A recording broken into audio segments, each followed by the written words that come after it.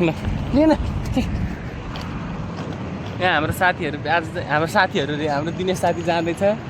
शोभायात्रा मलाई अरूले भन्दैन आफैले भन्नु पर्यो है भोपाल चुको लाएर बसेको छ म आफैलाई भन्दैछु शोभायात्रा हामी भोपाल र म चाहिँ पुर्याउन आएको धन्यवाद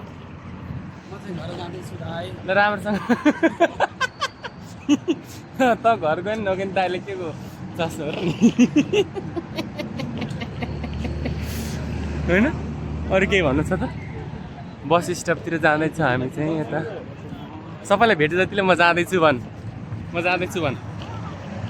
भन् न फेरि म त घर म चाहिँ घर जाँदैछु तपाईँहरू राम्रो छ बस्नु होला रुम कहाँ छ हेरेर जाँदाखेरि राति नबनाउनु होला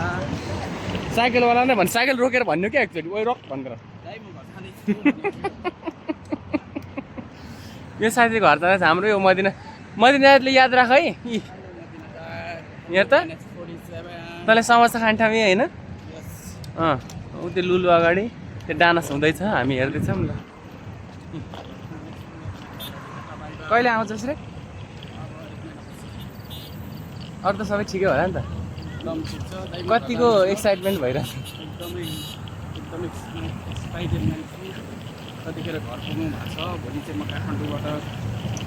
भोलिको यात्रा चाहिँ मेरो काठमाडौँदेखि बन्दीपुरको हुँदैछ हेलो हाई सबैलाई म आउँदैछु फेरि पनि भन्न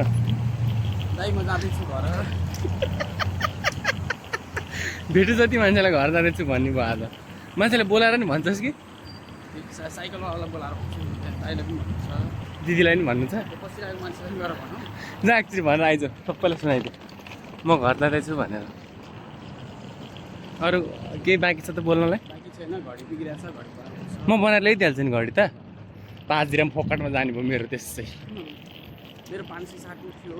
त अनि त्यो ड्युटी फ्रीमा के किन्छस् भने होइन त्यही साटिहाल्छ त नि त्यस्तो नबोल न दाइ आउनु भयो घरबाट म जाँदैछु यो दाइलाई नि भन्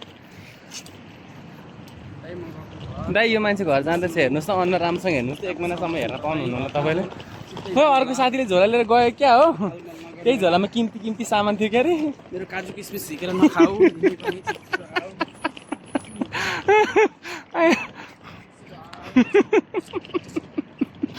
आफै त तिमीहरू नै देखेन छ त नि ल म चाहिँ यसो घडी बनाउनु गइदिनु पऱ्यो अब घडीमा किला हालिदिनु पऱ्यो के गर्नु है अब यस्तै छ रहँदा बस्दाखेरि जतिसुकै ठासठुस भए पनि घर जाने बेलामा त अलिकति मागेर जस्तो गर्नै पऱ्यो होइन दुईजनालाई धेरै धेरै सम्झना मेरो आउँदाखेरि मेरो खाना बेच्नु त फेरि एकचोटि फोकस गरेर यसमा फेरि एकचोटि फोकस गरेर के अरे मेरो मेरो रुममा कोही पनि मेरो खाना दुईजना नि सहरमा बस्छ पनि ल हस् आजलाई यहीँ टुङ्ग्यौँ